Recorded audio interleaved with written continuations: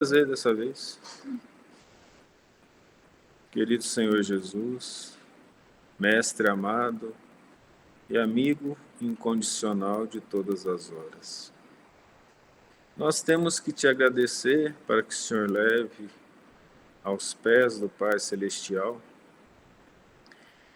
tudo que temos de melhor, o que conquistamos ao longo do tempo com dificuldades, ainda longe da perfeição, mas o máximo de humildade e gratidão por todas as bênçãos. A primeira bênção da vida, porque pela tua vontade nós somos. Na manifestação da vida, através das relações, das companhias e das amizades, através das bênçãos do aprendizado das tuas leis que regem esse universo, e para nossa mente finita e limitada, nós sabemos que é infinito e ilimitado. Assim como tua bondade, teu amor, assim como as oportunidades que o Senhor nos dá para crescermos, nós te agradecemos. Numa ciência que desconhecemos, o universo se faz harmônico e maravilhoso, cabendo a nós o esforço necessário para encontrarmos as verdades em cada item da vida, em cada relação, em cada estudo do bem. Em cada erro encontraremos a verdade quando a humildade nos mostrar o caminho. E é seguindo-te, Senhor, que veio em nome do Pai, encontraremos o caminho que nos levará à paz de espírito, à redenção de nós mesmos e, acima de tudo, a felicidade de, com o passar do tempo, termos a certeza de estarmos mais perto do Senhor. Muito obrigado, Senhor Jesus.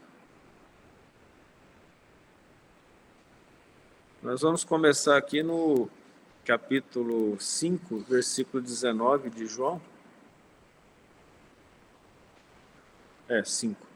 E Jesus está falando, novamente, João, ele é o evangelista que mais fala sobre as perseguições que foram feitas a Jesus. Ele é considerado o mais místico dos evangelistas, porque ele já começa falando do amor de Jesus por nós, lá no primeiro capítulo, ele fala que a luz veio até nós e as trevas não o reconheceram.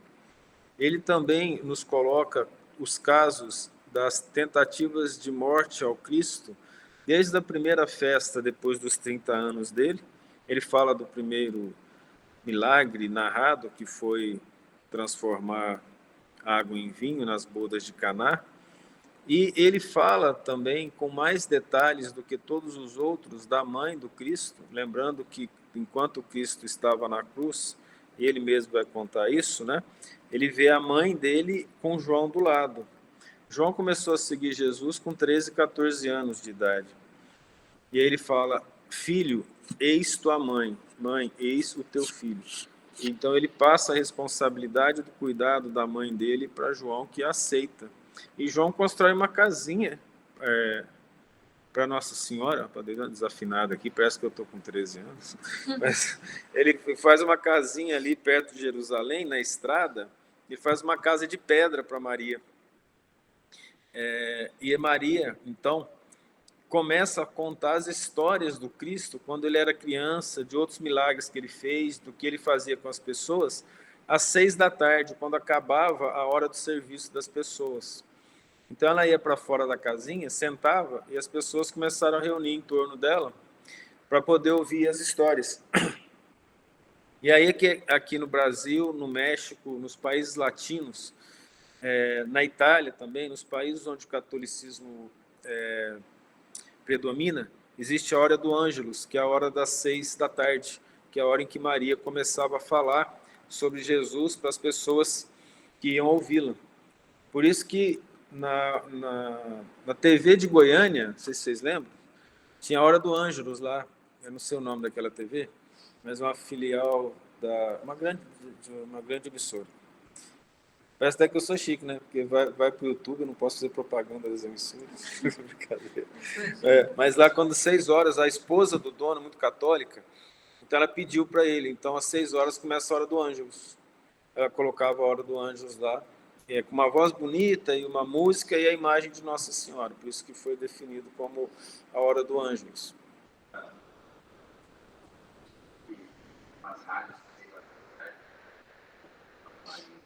Sim, exato. Por causa que era a hora que ele saiu.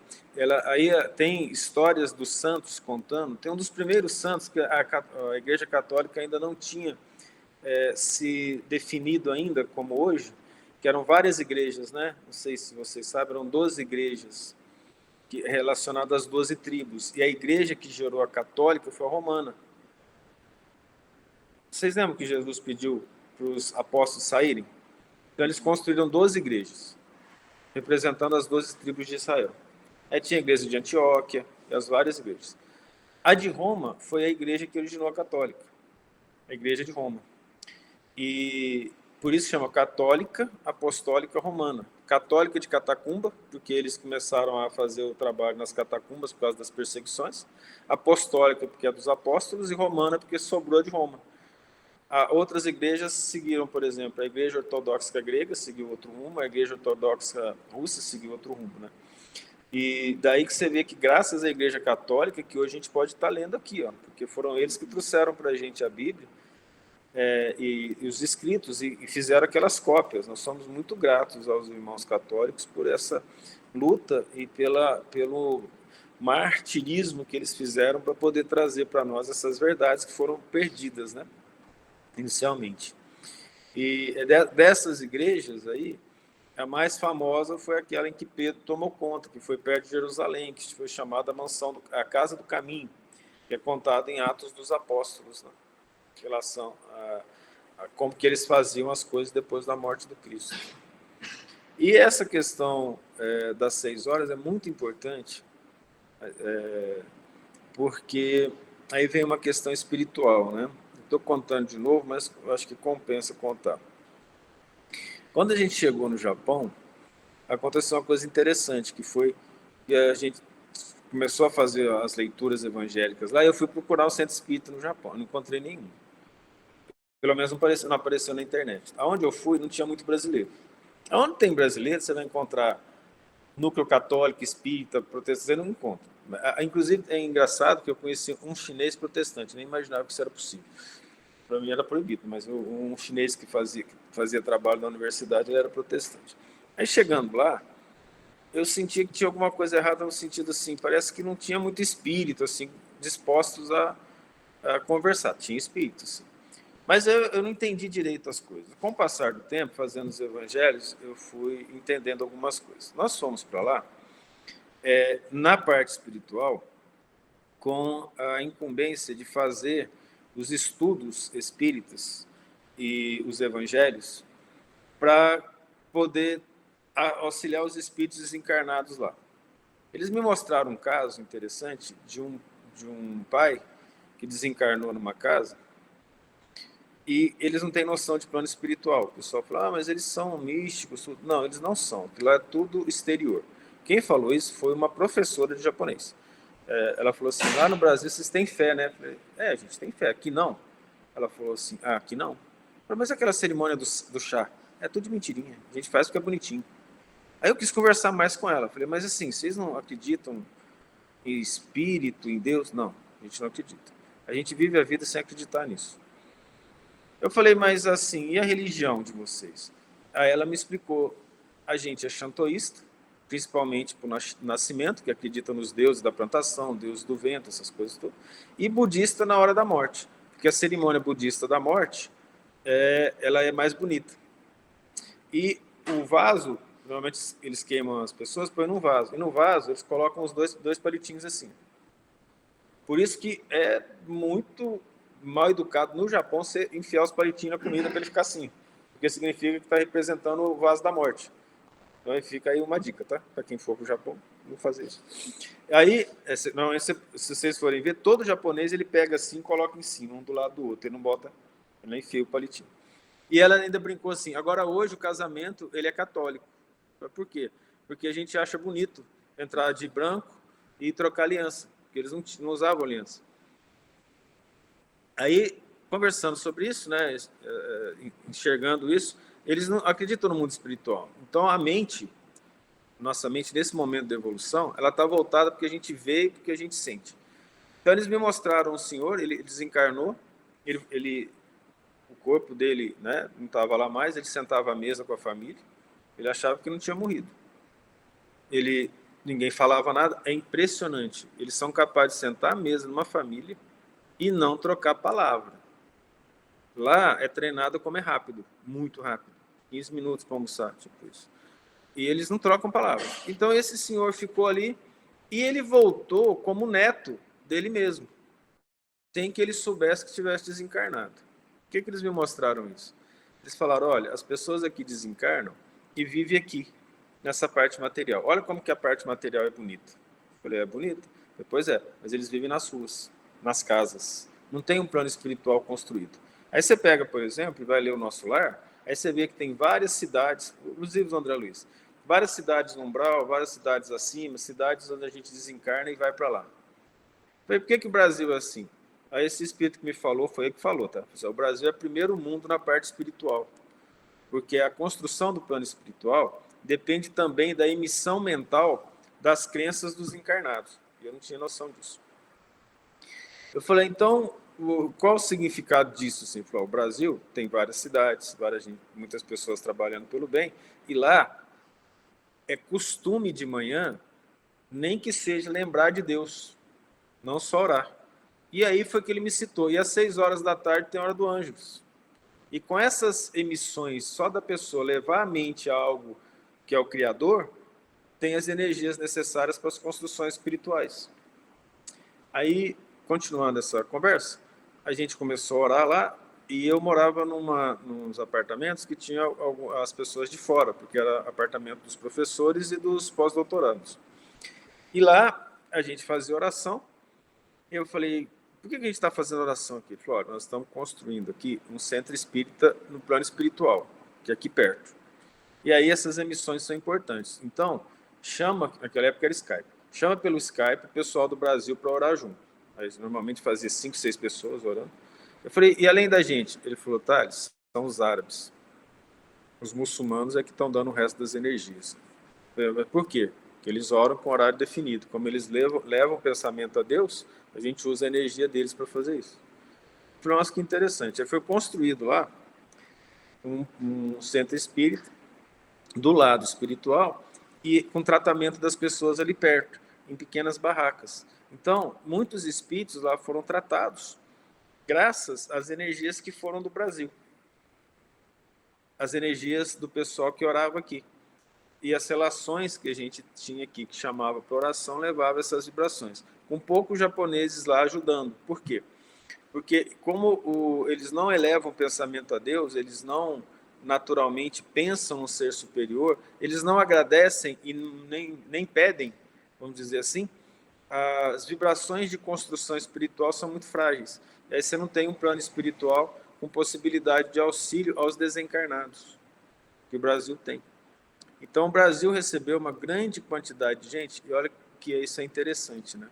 O Brasil começa a receber muita gente no final do século passado, do século retrasado, início do século passado, e depois da Primeira e Segunda Guerra Mundial, um pouco antes também, vocês lembram disso? Por causa dessas imigrações.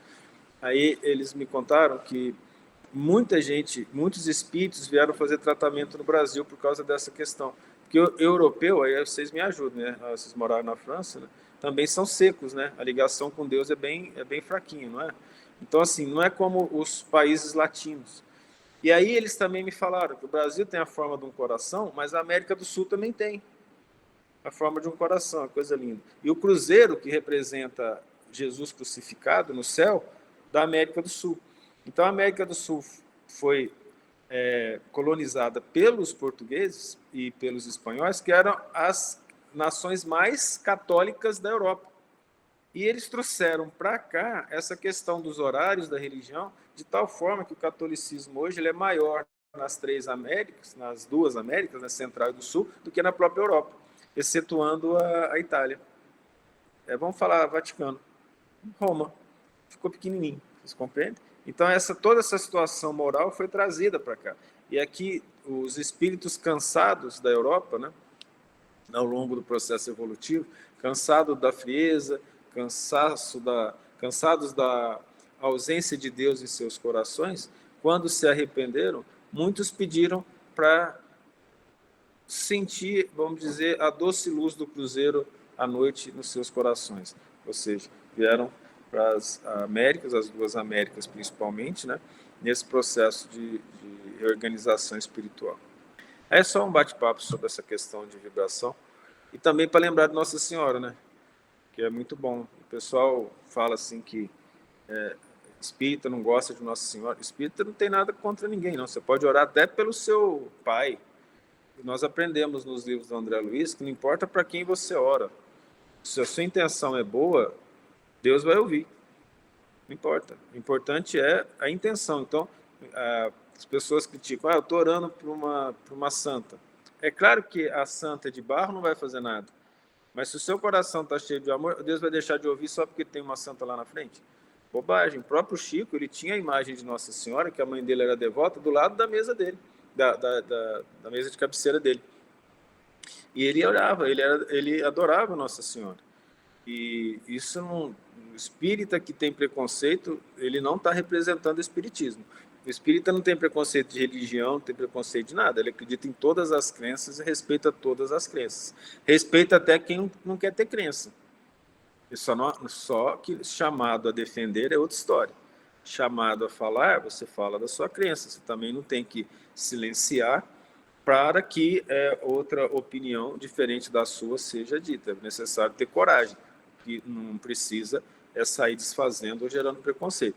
No nosso Evangelho segundo o Espiritismo tem pelo menos 3 lições, que falam que não importa a religião. O que importa é o bem que se faz ao semelhante.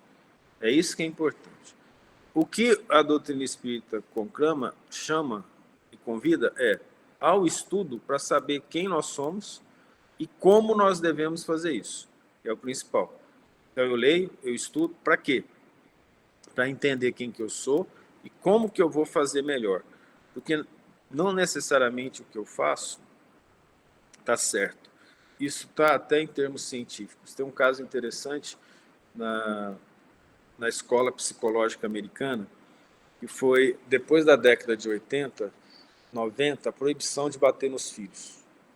Que é bom, né? Porque antes era uns espancamentos danados. Eu estudei ali em Aguaí 6 meses. Eu tinha uns colegas que chegavam com uns vergão, porque o pai deixava umas varas atrás da porta, e chegava em casa, a mãe falou, aprontou. Eu não queria nem saber o que era vara para todo lado, né? Era pancada para todo lado. Vocês já viram isso, né? Chegou uns colegas lá com as pernas tudo assim, falei, o que foi? Ontem meu pai bateu. Eu falei, nossa, coisa doida, né? Coisa esquisita. Eu não conhecia bem aquilo lá, não. Até que a gente não apanhava pouco, mas era com a mão, chinelada, essas coisas, né? Mas assim, de vara. Aí, quando a gente estudou ali, tinha essa visão. Aí eles falaram assim, olha, não pode encostar nos filhos, isso aqui. Depois chegaram a uma situação interessante. Porque o não encostar nos filhos gerou um problema de que os filhos não se sentiam amados. Não era bater, tá? Encostar, que eu tô falando. Eu mudei, entendeu? A questão é que batia antes. Aí fala, é bom não bater, mas aí também não encostava. Aí descobriram que a falta de abraço, a falta de contato, estava deixando os filhos em depressão, porque achavam que os pais não amavam. Aí depois então começaram a ver que o abraço, o carinho, fazia mais bem do que a pancada. Foi descobrindo essas coisas. A gente mesmo que viveu isso sabe que abraço é melhorzinho que pancada, né? É melhor assim, né? Mas a gente vai mudando. Então, o que nós começamos a falar isso? A nossa visão, muitas vezes, das coisas, ela está num nível em que eu paro de acordo com o conhecimento que eu tenho do que o Cristo nos ensinou. Ela para ali. O que eu tenho que fazer para melhorar? Porque evolução é normal. Por que eu falo que evolução é normal? A gente precisa ter a cabeça um pouquinho aberta. Há 10 mil anos atrás era assim na nossa vida? Será que tinha vaso sanitário? Ar-condicionado? 5G? Celular? Evoluiu, não evoluiu? Parece que a evolução faz parte do ser humano, não é? Então, daqui a 10 mil anos, nós vamos estar desse jeito? Não vamos. Então, nós temos que evoluir. Quanto mais rápido eu evoluo, mais eu aproximo de Deus, porque a evolução é moral. Então, todos aqueles filmes que falam de ETs maus com alta tecnologia, Deus não permite. A tecnologia, a ponto de determinados valores, só chega quando a moral está num determinado nível. Não deixa ultrapassar muito. Por exemplo, hoje, a quantidade de armas nucleares não é muito maior do que na Segunda Guerra Mundial. Eles têm, eu acho engraçado isso, de vez em quando eu leio, está assim, os Estados Unidos têm quantidade de arma nuclear para destruir o mundo 30 vezes. Não basta a primeira, você vai destruir o quê depois do primeiro? Dá para entender isso? Aí você fala assim, e o russo dá para destruir não sei quantas vezes. Basta um. Né? Aí tem a Índia e o Paquistão brigando para ter arma nuclear, que é aquela questão toda. Só acho que o Brasil não tem. Né? Mas, se você pensa nisso, qual que é a maior chance que a gente tem? Nós vimos que aconteceu o lançamento de bomba nuclear na Segunda Guerra, mas hoje está mais difícil, mesmo com essa quantidade. Porque a população não aceita mais. Não é assim? A população aceita determinadas violências. Eles estão tirando, depondo prefeito, vereador, negócio por causa de determinadas violências. Machismo. Eu estava lendo ontem um CEO agora esqueci. Ele foi demitido porque ele falou assim, eu não suporto mulher CEO. Essa fala dele foi gravada, ele teve que pedir demissão. Uma fala machista. Há 20 anos atrás, ele ia ter aplausos. Até por mulheres. Porque muitas mulheres são machistas. Então, a evolução do mundo, em termos morais, ela vai acontecendo e a opinião geral vai limitando o poder das pessoas que estão no poder. Então, daqui uns 2.000 anos, bomba atômica, não vão nem falar. Por quê? Porque cresce em moral e em inteligência. É a lei de Deus. Você cresce em inteligência, em razão e em moral. Se um cresce demais em razão, ela é limitada. Por que ela é limitada? Porque a lei de Deus fala de amor. O que criou o universo foi o amor. Se eu não enxergo o amor, a minha inteligência fica limitada a um ponto. É mais ou menos assim. A inteligência cresce assim e o amor cresce assim. As duas se juntam para o crescimento. Vamos dizer aqui, um gráfico, certo? Aí, se eu não tenho zerado o amor, ela é constante, a inteligência, então você cresce, vamos dizer assim, em termos longitudinais, mas não cresce na vertical. Então, você pega muita informação, mas o raciocínio não supera determinados padrões que só uma evolução moral pode proporcionar. Então, daí que você vê que teve uma pessoa que é médium. Eu não duvido da mediunidade dela, eu duvido dos espíritos que ele diz que escreve por essa pessoa. Ele falou assim, tem espíritos do mal com inteligência equivalente a Jesus. Não, nenhum espírito superior escreveu isso, não tem jeito. Não tem como. Você não consegue, se você não crescer moralmente, a inteligência se limita. Porque você passa a não enxergar os outros, a não enxergar o comportamento humano, e quando a mente ultrapassa determinados limites de amor, ela começa a enxergar como se fosse de cima. E quando você enxerga de cima, você vê melhor o campo. Compreende? E isso é lei de Deus. A inteligência pode crescer até um ponto, até muito. Só que sem amor, ela é limitada. Com amor, ela é expandida. E aí ela cresce mais rápido. Os espíritos têm contado isso, que algumas pessoas aqui na Terra, muito humildes, muito simples, que amam bastante, elas sentiam necessidade de estudar. Teve o caso de um espírito, que ele era até presidente de um centro espírita. O sonho dele era estudar. Mas ele terminou o 3º ano e começou a trabalhar no centro espírita com tanta devoção, e fazendo tão bem aos outros, que as pessoas batiam na casa dele de madrugada para pedir ajuda. E ele ajudava, e ele não tinha tempo de estudar, não tinha como estudar. E ele ficou muito triste, mas ele desencarnou ajudando muitos outros. Em poucos anos, ele adquiriu todo o conhecimento que ele adquiriria na Terra se tivesse estudado muitos anos. Porque ele evoluiu num ponto em que ele enxergava de cima, compreende? No entanto, tem espíritos que desencarnam e que precisam fazer curso de alfabetização. Mas não lembra da reencarnação passada? Foi sua pergunta, né? Não pode lembrar, porque se ele lembrar da reencarnação passada, também foi sua pergunta semana passada, não é só lembrar de ler, ele vai lembrar do mal que ele fez, do mal que ele recebeu, vai lembrar de tudo. Ele não podendo lembrar, a pessoa desencarna tão bitolada que ela tem curso de alfabetização. Você leu no livro? Presença de Chico Xavier, né? Exatamente, de Elias Barbosa, que é um psiquiatra espírita, era, né? Deve estar exercendo mais. Então, essa questão de inteligência e bondade tem que estar associada, senão é limitado. Agora, a bondade não. O nosso evangelho fala que aquele que ama está sempre acima do que aquele que simplesmente sabe. Para que essa introdução toda? Vamos olhar isso aqui. Ó. Mas Jesus respondeu e disse-lhes: na verdade vos digo que o filho por si mesmo não pode fazer coisa alguma se não ouvir fazer o Pai. Porque tudo quanto ele faz, o filho faz igualmente. Daqui nós vamos tirar uma grande quantidade de leitura espírita, que é a seguinte: Deus é o Criador e ninguém se iguala a Ele. Não tem como. A gente não tem mente para entender Deus. Por quê? Deus não foi criado. E a gente consegue conceber alguma coisa que não foi criada? É engraçado a mitologia grega. Né? Atlas é o deus que segurava o mundo nas costas. Interessantemente, naquela época, Atlas, todas as figuras de Atlas segurando o mundo nas costas, ele era redondo. Interessantemente, ele não era plano, tá? Mas tudo bem. Aí a pergunta era, naquela época, mas quem segura Atlas? Aí eles falaram assim, é uma grande tartaruga.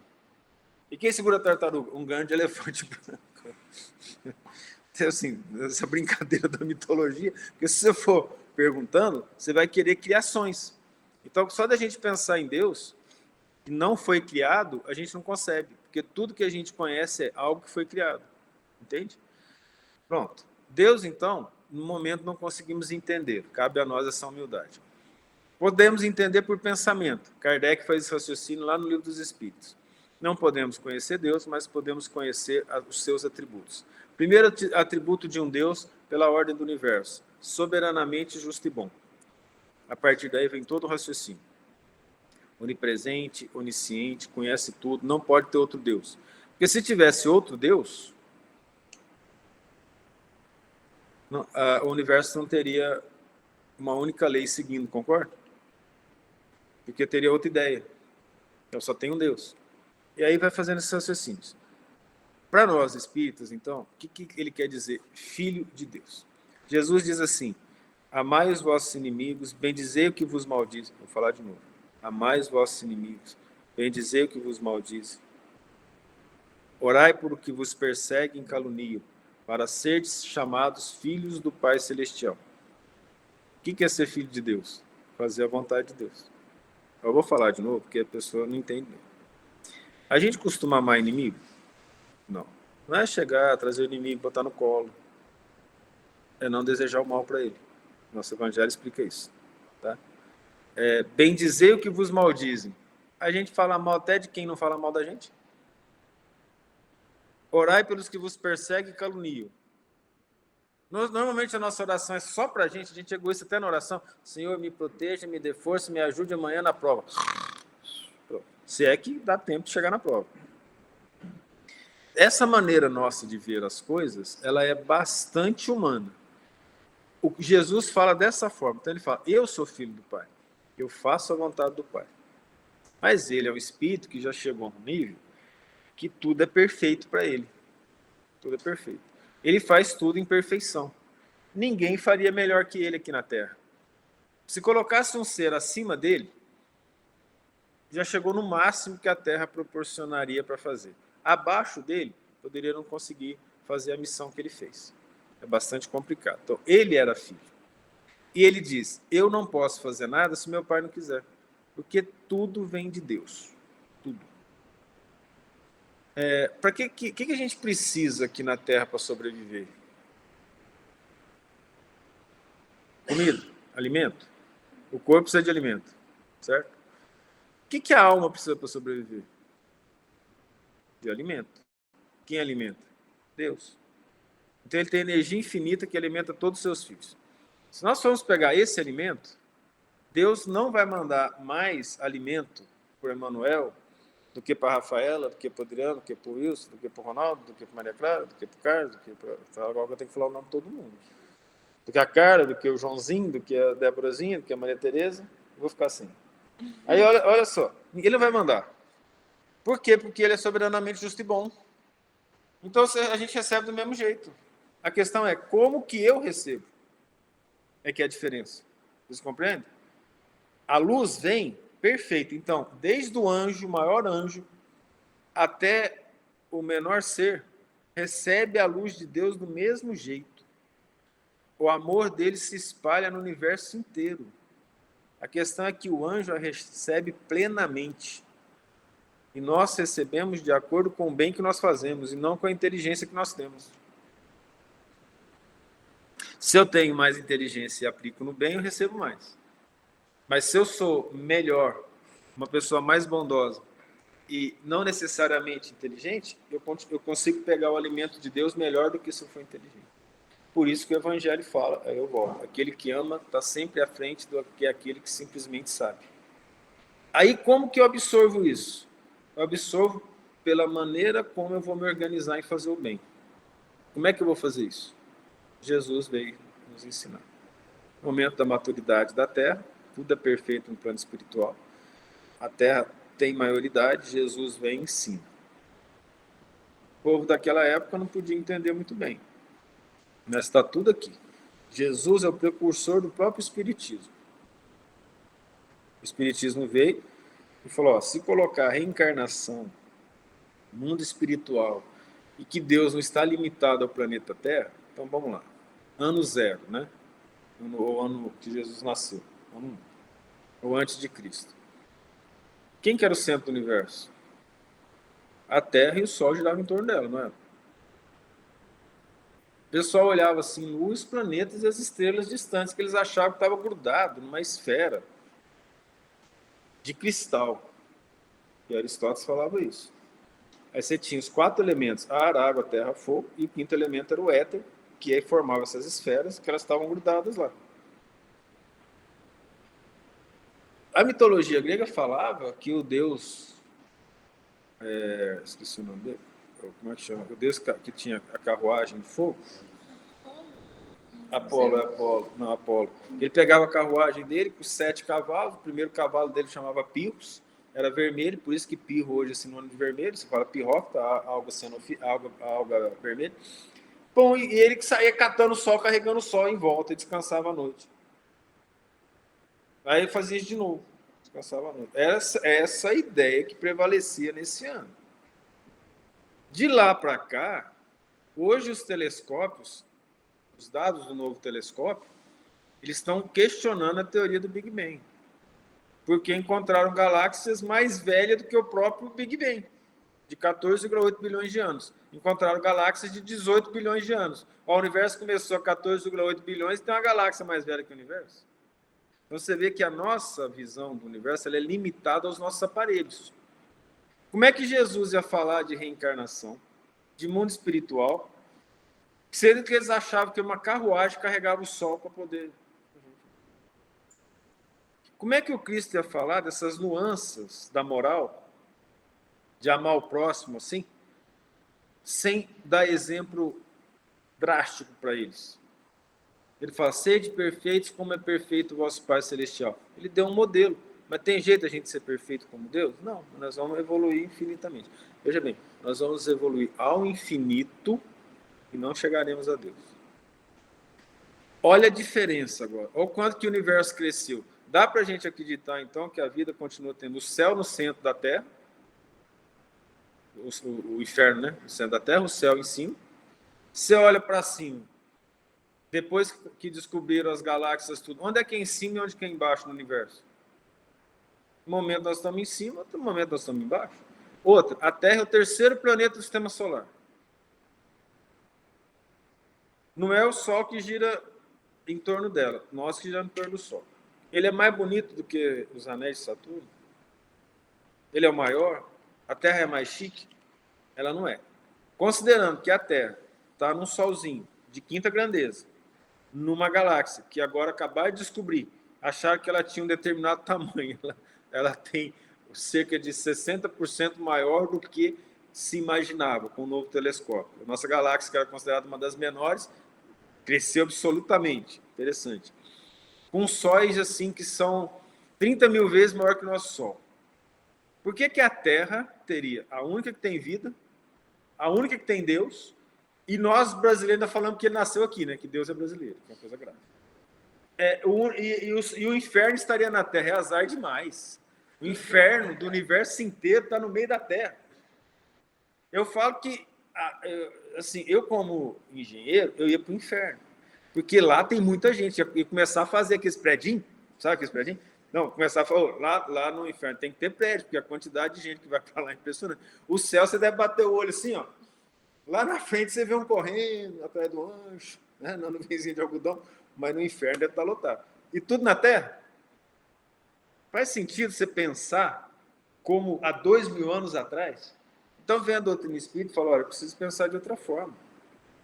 Vocês querem ver outra coisa? A quântica chega e fala assim, existem universos paralelos. Não é só esse que nós estamos vendo pelo telescópio. Existem vários universos. É possível que existam vários universos na teoria quântica. Na teoria espírita, existe. Aqui à nossa volta tem espíritos nos ouvindo, conversando conosco, vivendo conosco. Aí a gente vai pegar os livros do André Luiz, até o 12º dele, ele conta as histórias que ele viveu. No 13º, ele conta a história de um grupo de espíritos na qual não o vê, porque ele está no paralelo acima deles. Porque ele evoluiu para chegar no paralelo e ele é mentor de um grupo de espíritos. Então, a quântica deu uma noção interessante do que o espiritismo já falava há muito tempo. Você tem, então, universos paralelos. Por exemplo, um anjo, ele está aqui no mesmo local que a gente, só que ele está no universo paralelo em que as nossas vibrações não conseguem compreendê-lo. Você compreende isso? Ele pode entrar em contato conosco? Pode. Nós, com ele, com muita dificuldade, pedindo ajuda. Mas ele nos vê, nos sente, nos percebe e enxerga tudo. Isso não faz do universo muito mais infinito do que a gente imagina? Isso, a ciência fala, a doutrina espírita já dizia de forma filosófica. A quântica não provou a existência desse universo. Ela mostrou que por equações matemáticas é possível que exista. Aí você pega um médium que começa a falar com o espírito. Se ele não for esquizofrênico, que aí ouve, né, as outras vozes, que segundo a ciência da própria cabeça, então ele tem contato com outro universo. Aí é uma prova. Só como é que você vai provar o que está na cabeça da pessoa? Nós não temos instrumento para isso. Então você vai acreditar ou não e ir através de vias secundárias, que foi o que o Allan Kardec fez. Para o Allan Kardec chegar a esse ponto, ele usou uma estatística qualitativa, que foi assim. O cara lá na Rússia psicografou sobre o tema X, ele falou Y. O cara aqui na França, nesse mesmo tema, falou a mesma coisa. O cara na Itália falou Z. Ele olha e fala, mas essa escrita aqui está esquisita, ó. Não bate, ela não tem lógica, a gente descarta, não é? Pega outra que falou assim, junta todos que falaram Y sobre o assunto X e foi codificando a doutrina espírita, usando o método científico. E aí hoje nós pegamos aí qualquer pessoa que escreve qualquer coisa falando que é qualquer ser, eles vai já ataca no Facebook, no Instagram, no WhatsApp, falando que é Dr. Bezerra falando bobagem. Entendeu? E o Kardec falando, cuidado. Aliás, quem falou mesmo? Não acrediteis em todos os espíritos, verificar se eles são de Deus. João. Lá na segunda epístola, capítulo 4, versículo 1. Ou seja, desde há 2000 anos, não acrediteis em todos os espíritos, verificar se eles são de Deus. Então foi todo um trabalho que, vamos dizer, privilegia o crescimento científico da humanidade, a evolução. A doutrina espírita, então, chega nesse ponto de nos trazer algo que hoje, de certa forma, tem seu sentido. Na própria época de Kardec não tinha seu sentido. Em 1958, Darwin lança a teoria da evolução. 1958. Não foi aceito imediatamente, mas virou um bafafá. Mudou a teoria psicológica, a teoria fisiológica, a teoria biológica. O pessoal começou a trabalhar, então, com a evolução. Em 1865, 1858, 1865, Gregor Mendel publica os trabalhos sobre genética. 37 anos depois ele foi descoberto. Darwin fala, os caracteres são passados de um para outro. Mendel descobre em 65, só em 1912, que eles vão associar os caracteres de Darwin aos genes. De 1902 até 1940, uma tentativa de descobrir esses caracteres. Um cara chamado Chargaff fez vários estudos. 13 anos depois, numa tentativa desesperada, Watson e Crick, roubando parte dos trabalhos da Rosalind Franklin, vai lá e publica a estrutura do DNA. Olha só que situação, a evolução nesse ponto. Em 1901, na tentativa desesperada de explicar um fenômeno prático, Max Planck faz uma equação que ele mesmo não acreditava, porque na equação que ele fazia, segundo ele, o fluxo energético não era contínuo. Significa você abrir uma torneira com água, ao invés da água correr, ela sai. Um grupo de água cai, um espaço, outro grupo cai. Ele falou, isso aqui não é física, mas é a única maneira de explicar o fenômeno. Em 1905, Einstein vai e publica um trabalho explicando aquilo que Planck desenvolveu na forma, mas não conseguiu explicar, associado com o efeito fotoelétrico, nasce a quântica. Einstein morre defendendo que a quântica não era daquele jeito. A quântica evolui e fala, existem universos paralelos. A relatividade é analisada, até hoje não conseguiram provar que ele estava errado. Cada vez que tem uma informação nova, Einstein estava certo em relação ao limite da matéria, da velocidade da luz e da estrutura do universo. Ora, se a gente contar tudo isso na nossa mente, o que o Cristo nos trouxe? Ele nos trouxe o máximo da moral. É a partir do desenvolvimento que o Cristo falou que nós vamos entender a moral. Ele veio em nome do Pai trazer a moral, que é o caminho da felicidade. E aqui ele vai explicar isso. Como é que ele vai explicar isso? O filho por si mesmo não pode fazer alguma coisa. Ele só faz a vontade do Pai, se não ouvir fazer o Pai. Porque tudo quanto ele faz, o filho faz igualmente. Ele só faz o que Deus manda. Porque o Pai ama o Filho e mostra-lhe todas as coisas que faz. Ele, Jesus, é capaz de ver isso, a gente não. Por isso que, nesse caso, ele é o Filho de Deus. E ele lhe mostrará maiores obras do que estas, para que vos maravilheis. Quanto mais nós evoluímos, mais nós enxergamos o universo. Aí nós começamos a entender as coisas. Nos próprios livros do André Luiz tem uma coisa interessante. O André Luiz vai analisar uma pessoa doente. Ele consegue ver o sangue, as hemácias, os leucócitos, ele consegue ver as células. Aí o Alexandre vai botar a mão na testa dele e aí ele começa a ver a bioquímica da célula. Não é o que ele está falando? Ou seja, dentro de uma própria célula você tem a construção do próprio universo. Tanto os físicos quanto os neurocientistas que entendem um pouco de física concordam que um cérebro humano, a rede material dele é mais complexa do que todo o universo não orgânico que nos envolve. Então, olha que coisa maravilhosa. Nós temos dentro de nós uma estrutura material mais complexa do que o universo não biológico, não orgânico que nos envolve. Nós conseguimos explicar isso? Não, a gente usa um instrumento que não foi a gente que fez, ou alguém se fez. Na boa, se eu fosse me desenhar, eu tinha melhorado as coisas. Mas provavelmente não ia ter dado certo, entendeu?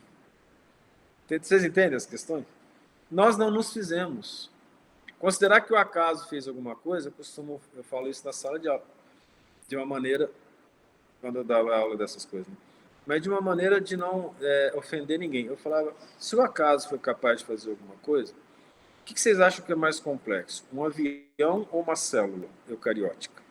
Veja, a célula pega a energia do meio, transforma, faz a bioquímica dela, faz o trabalho dela, libera a substância, se associa com as outras. E não tem célula. Então a célula é mais complexa que o avião. Qual é a chance de você pegar todas as peças do avião, jogar no mar? Por que eu falo jogar no mar? Com maré, com movimento, e que um dia essas peças se juntem e formem um avião que saia voando do mar. Você não precisa saber matemática para entender que é impossível, concorda? Qual é a chance de cada átomo se juntar para formar cada molécula que se juntou para formar a célula, sem que tivesse uma inteligência por trás? Então é um raciocínio lógico, até matemático, sem conta, mas ele é lógico. Qual é a chance de Deus não existir por essa lógica que a gente olha? Não faz sentido, a não ser quem não quer ver. Então, dessa forma, se eu acredito em Deus, eu vou ter que buscar entender meu Pai. Daí que nós conclamamos, estudemos Jesus. Isso não é maravilhoso? Quer ver? Quando vai estudar a célula, não é maravilhoso? Você estudado, né? O Ronaldo, a Carla, Maria, na universidade, né? Vocês foram para outra coisa, foi para administração, esse aqui foi para engenharia, não sei para que lado que vocês foram, mas provavelmente não foi de célula, né? É. Mas a célula é maravilhosa, se for estudar a célula é maravilhosa. O que acontece ali, assim, ó, ela é uma coisa fantástica. E ali, como é que você não se maravilha? Então, o que Jesus falou também é verdade em termos científicos. Como é que a gente não se maravilha? Basta alguém comprar um desse telescópio, dá uma olhada para o céu à noite, quer dizer, se for possível, né? Por causa das fumaças, das coisas assim, né? Se encontrar uma brecha. Mas é algo maravilhoso, você vê a lua. Alguém aqui já teve a oportunidade de ir num desses locais onde tem telescópio e olhar? É maravilhoso, maravilhoso. Superfície da lua, os planetas. É uma coisa linda de ver. A gente se maravilha por isso. Agora, você pode se maravilhar também olhando para dentro de si, pelo bem que Deus faz para nós. Porque, como o Pai ressuscita os mortos e os vivifica, assim também o Filho vivifica aqueles que quer. Aí a coisa é mais complexa. O que é morte na Bíblia? Morte está bem claro. Paulo fala isso, você acabou de ler as cartas de Paulo, né? Fala claramente. O que é morte? É o vício, é a iniquidade. O que é vida? Fazer a vontade de Deus. Então, quando ele fala que o Pai ressuscita os mortos, é porque Deus dá condições de que a pessoa saia dos vícios, saia da visão que ela tem para uma visão melhor. Aprender a amar. Então, a lei aqui toda, ela é amor. Quando Jesus coloca tudo que a pessoa deve fazer, ele fala, ama a Deus sobre todas as coisas e ama o próximo como a ti mesmo. Amor. Aí sim as maravilhas ficam maiores. Quando você ama uma pessoa, você vai começar a pensar, por que você não vai amar a outra? E aí, como a gente é pequenininho, a nossa mente é limitada, veio a família. E a gente aprende a amar, então, a esposa, nem sempre dá certo nesse mundo de hoje. Eles desamam. Aí vem os filhos, você ama os filhos. Aí, graças a Deus, muitos casamentos se mantêm pelo amor aos filhos, que é uma bênção espiritualmente, que a pessoa só vai perceber depois que desencarna. Tudo que se puder fazer para manter um casamento é importante, tudo que puder fazer. Porque aí é amor. O casamento precisa ser mantido com todas as forças, à exceção de coisas que são muito graves, que não cabe entrar em detalhes agora, em determinado momento a gente fala, ou cita, mas assim, briguinha boba, diferença de personalidade, diferença de ideal, não pode colocar casamento em risco. Requer sacrifício das pessoas. Para quê? Para que a gente aprenda a amar de verdade. Aí os filhos recebem o nosso amor. Aí aquelas mães, né? Vocês são maravilhosos. Eu tenho certeza que vocês são assim. Pai, nossa mãe é difícil, tá? Desculpa, mas... Viu? Você vai me perdoar? Não, a gente é mais complicado com essas coisas, mas é um amor de mãe. Ela ama o filho, a filha. Aí ela olha a filha da amiga, ela quer amar do mesmo jeito. Eu falo, por quê? Eu vou amar como se fosse minha filha. Aí nós vemos muitas amizades em que a pessoa fala assim, não, sua filha é como se fosse minha. E a outra mãe até entrega, eu confio em você, você ama como se fosse minha. Não é algo fácil, é? Mas depois eu tenho que passar para outro. Esse amor vai crescendo. Então Jesus, por que ele é o governador da terra?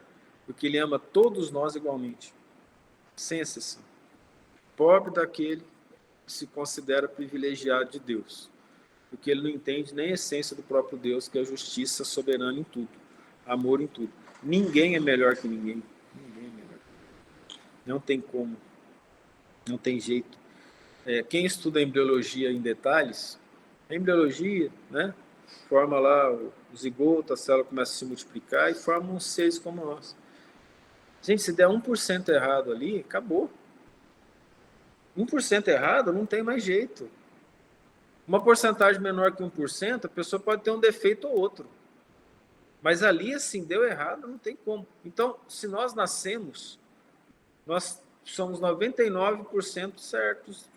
Eu estou falando morfologicamente. Mesmo com defeitos vários. Nós somos aptos a nascer, a viver. Só que tem uma alma ali. E Deus criou a alma.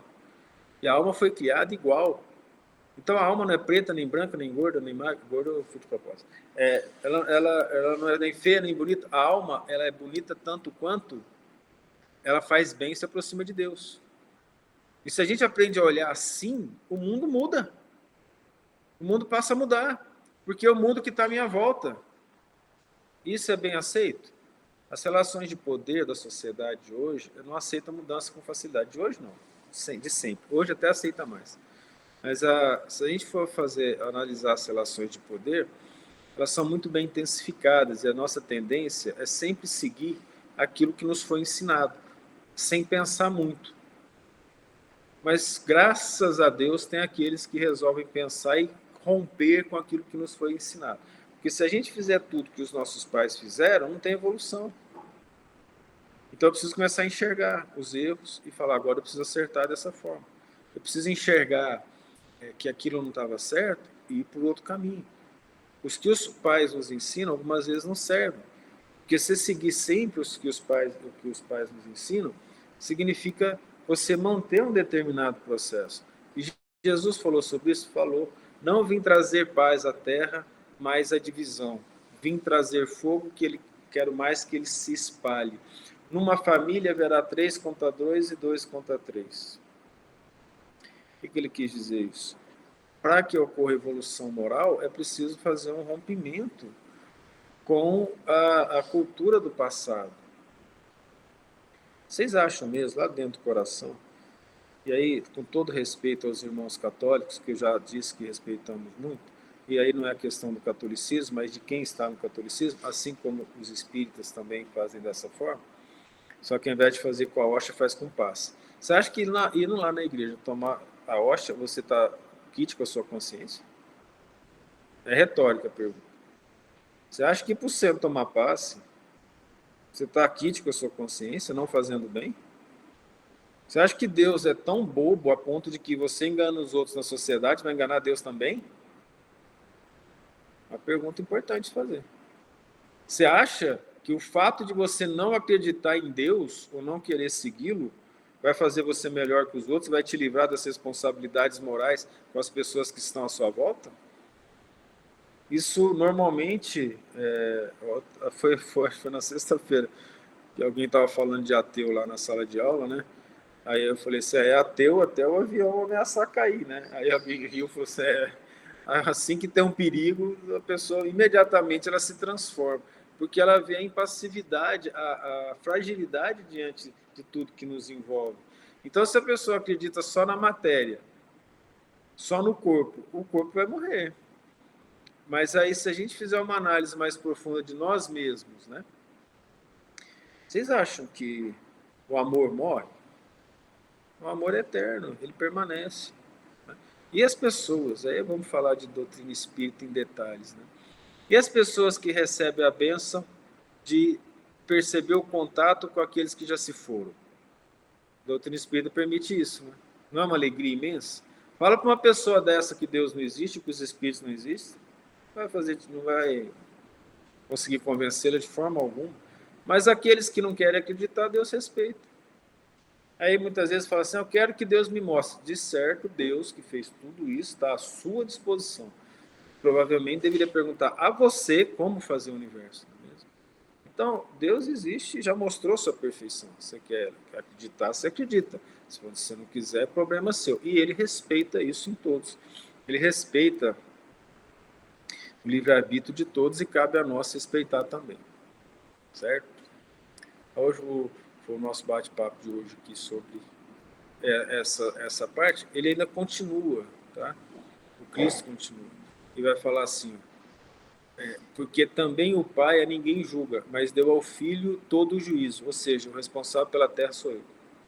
E João fala lá no começo, eu sou o governador da terra, Deus me deu essa responsabilidade para poder seguir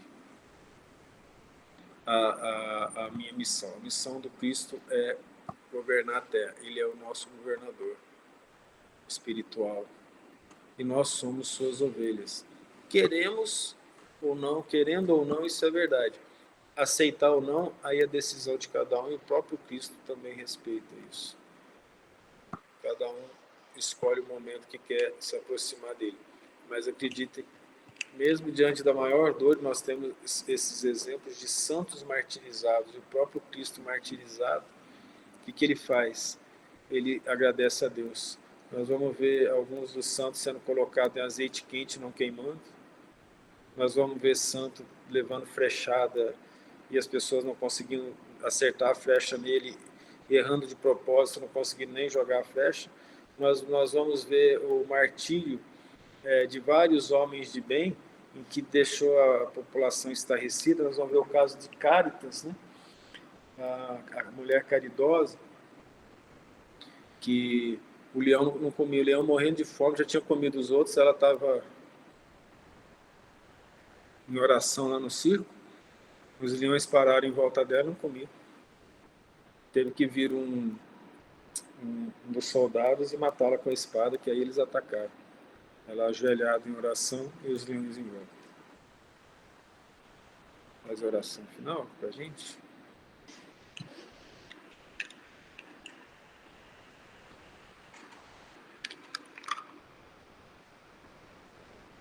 Mestre Jesus,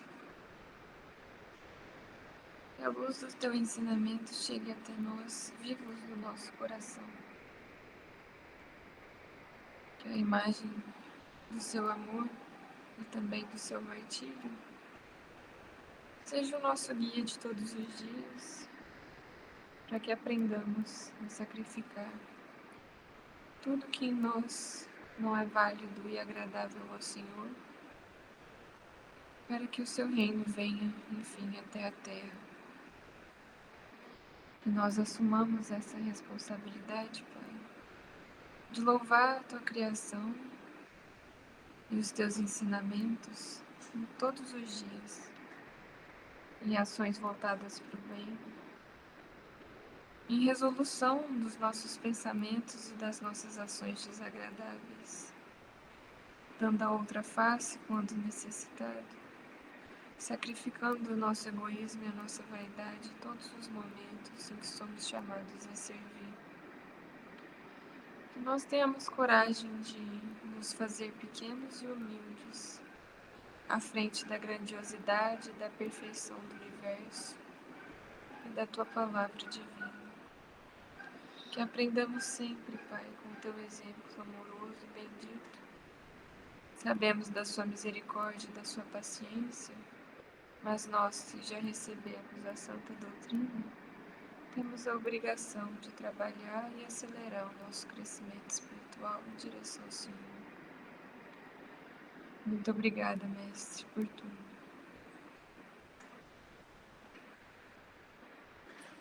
Tenha um bom dia. Deus nos abençoe. Até a próxima.